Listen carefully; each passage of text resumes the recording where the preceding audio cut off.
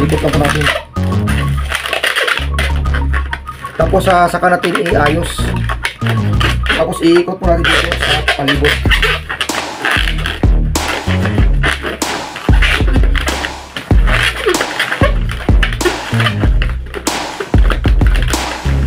Ito mga idol, hindi na po ito kailangan.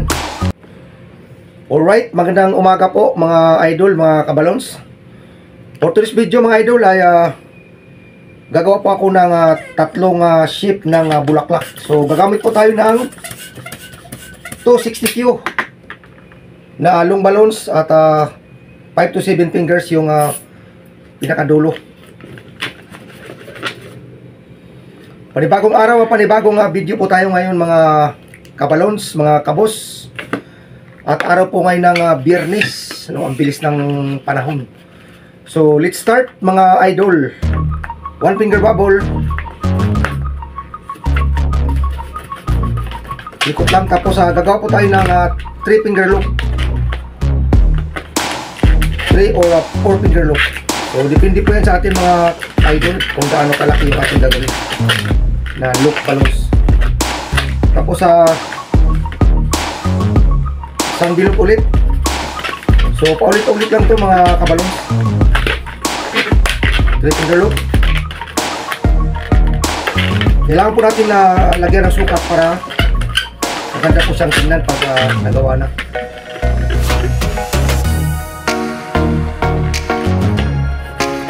Isang bilog ulit. Ikot. Tapos 3 finger loop.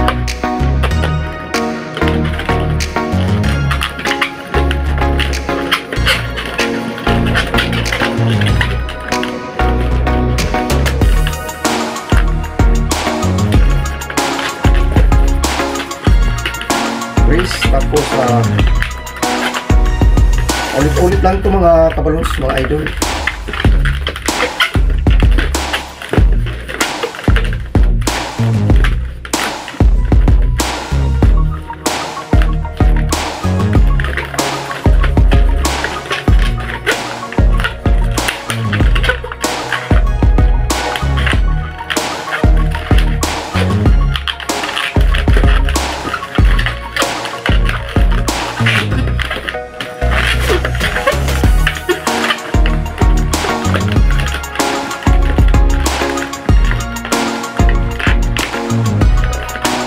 Ito mga idol, hindi na po ito kailangan. Tapos kulit po natin dito sa pinakadulo kung saan po tayo nagsimula kanina.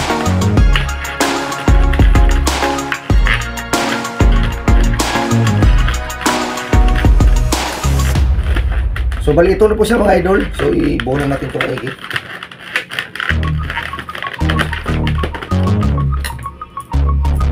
Tuloy lang natin yung sobra.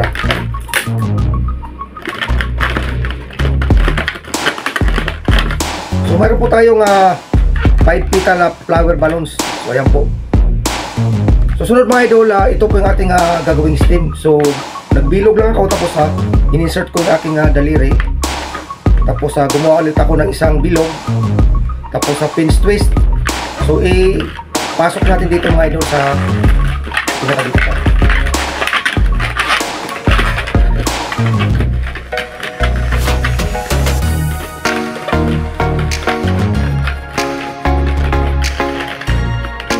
Ayos lang natin.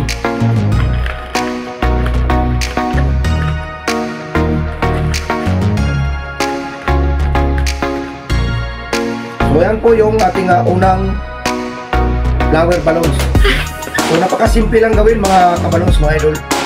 At kung gagawa mo tayo ng pinakadahon dito, ano lang, baliin lang natin ito 3 pieces. Tapos ikot.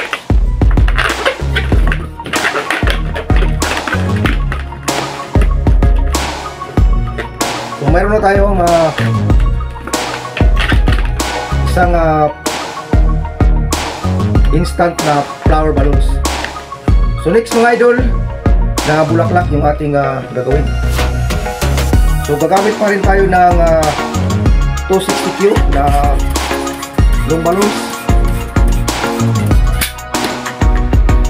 5 to 7 fingers yung sa dulo.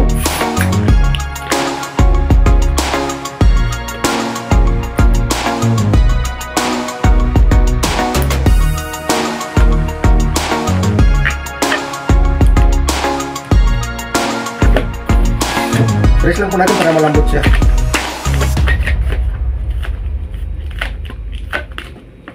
Four finger bubble.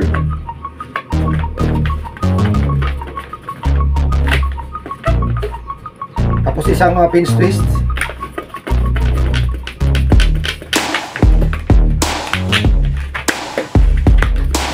Tapos isa pa ulit mga idol. Ikot lang natin ito dito.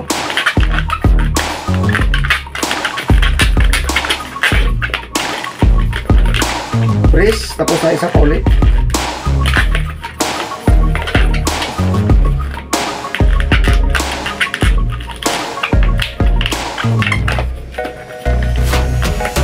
Press lang po para malambot siya. Balik tayo dito sa pinakauna.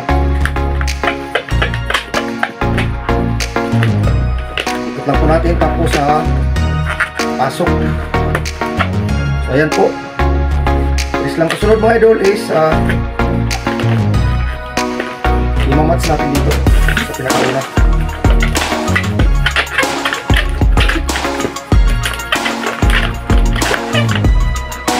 Tapos balik tayo sa baba mga idol.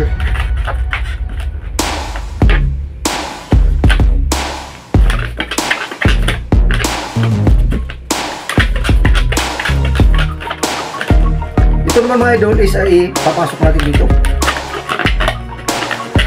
Iikot po natin.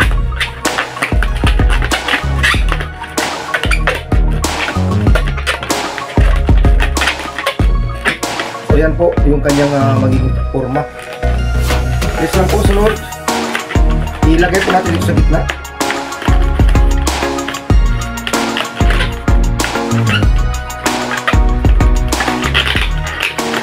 Tapos iikot po natin dito sa panigot.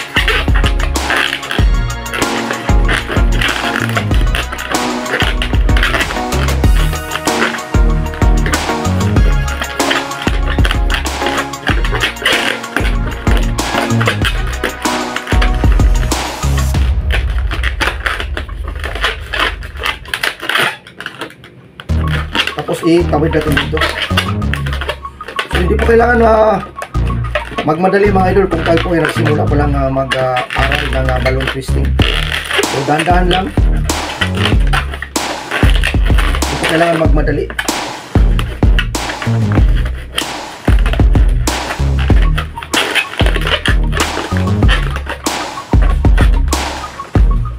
So ayan po siya. Ito mga idol, hindi ko na po ito kailangan.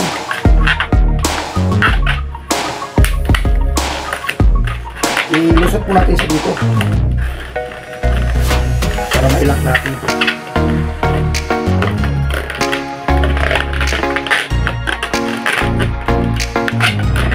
Ito yung ating ganito, kakapit natin doon sa kanyang sting.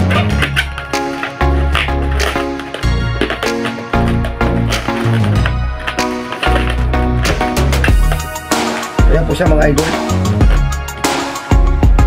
So para sa kanyang sting ay gagamit tayo muli ng drill.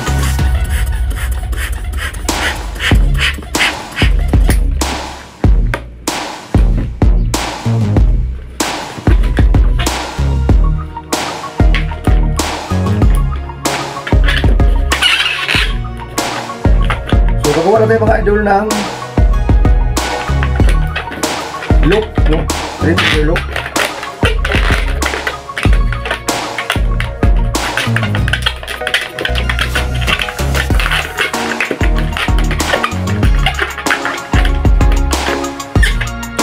Tapos ulit-ulitin lang natin mga idol.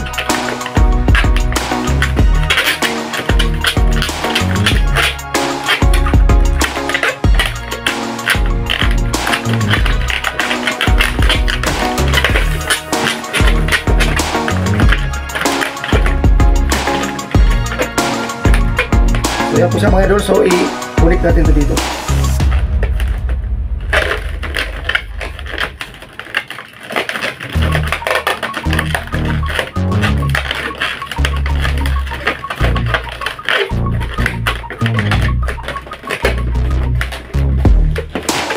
Ayos ko lang.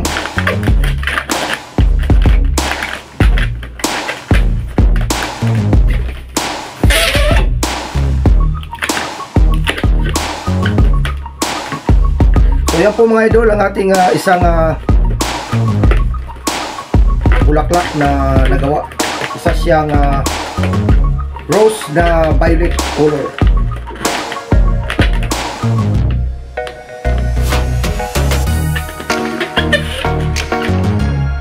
So next mga idol, para po doon sa ating pangatlong gagawin na bulaklak.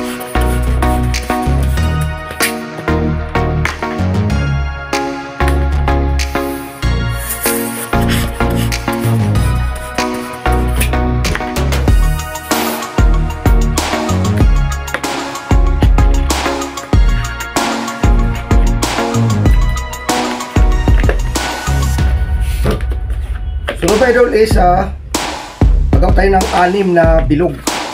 So kailangan magkasing laki.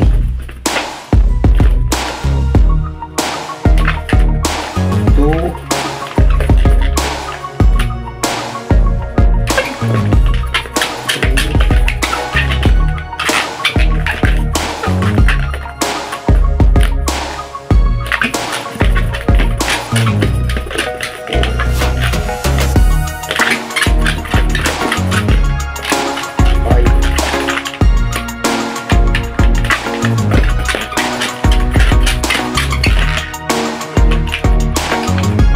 So yan po siya mga idol, bali 6 na bilog. So kulik natin dito.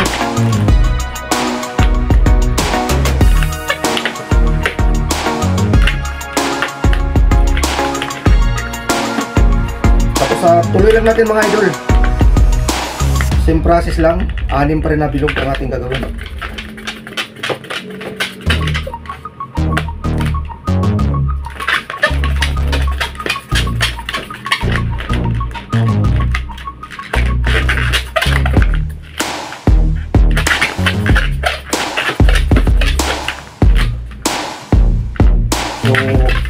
Ulit lang ito mga idol. Gagawa tayo ng 3 grupo o 3 portion ng bilog ang ating 6. Ulit natin dito.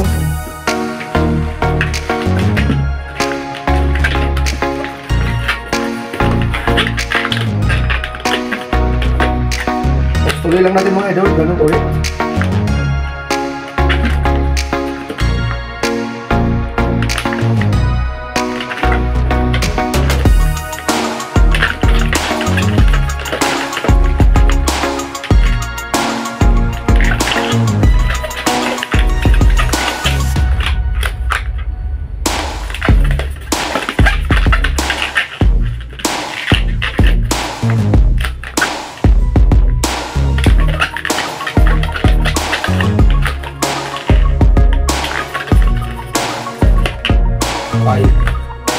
Last mga kabalons.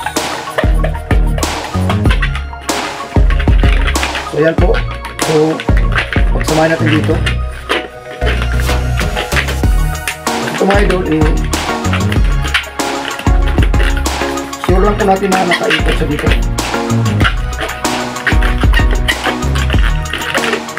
Hindi po natin kailangan.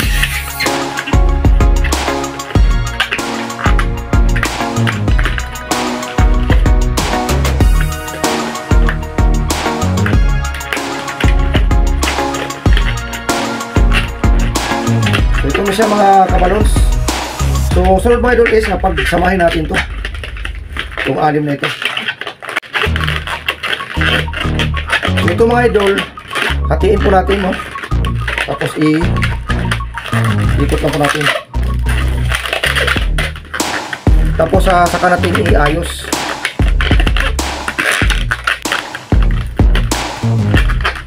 So yun po yung kanyang magiging forma mga idol. So sunod mga idol, itong mga bilog na sa itaas, ipipihit po natin sa isa.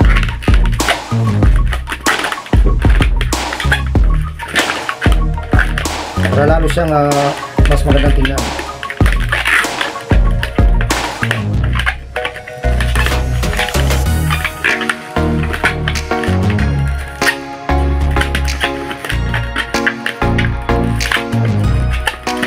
Tapos i-ayos ulit natin. So pag gumawa kayo nito mga idol, yung dandahanin nyo lang dahil medyo ano siya, delikado. So dapat talaga yung hangin ay kakarga isa sakto lang. So ayan po siya mga kabalons, mga idol, yung ating pangatlong klase ng bulaklak. So atin po siya lalagyan mga idol ng pinaka stem niya.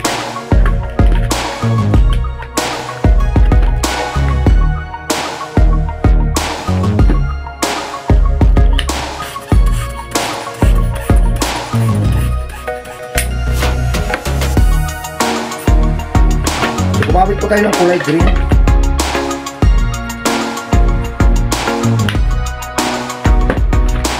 Please lang po, parang lang po. So mga idol is tabo tayo ng isang maliit lang na bilog.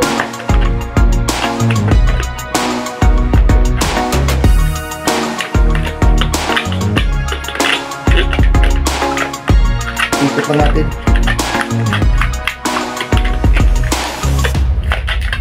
Tapos i-insert po natin dito mga idol.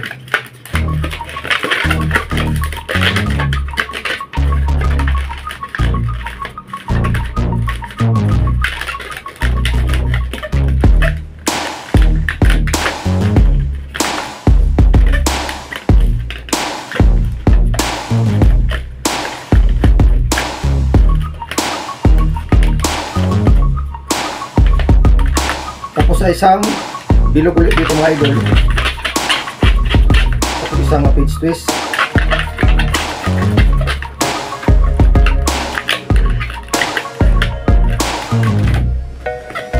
So yan po siya mga idol, mga kabalons. Tapos para naman sa kanyang so pagawa tayo ng pinakabulaklak, yan lang natin. So yung kanyang magiging dahon, so i-press lang natin.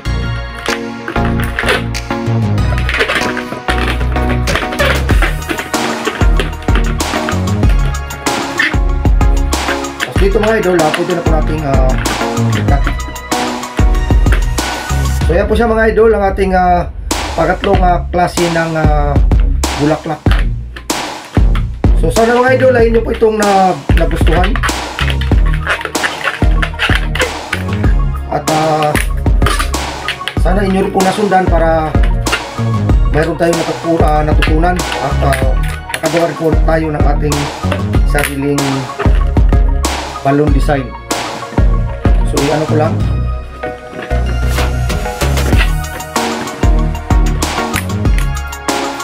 Napaka-simple, napakadali lang gawin. Alam ko naman na kaya-kaya mo rin ito gawin. Kailangan lang talaga natin na practice lang, practice.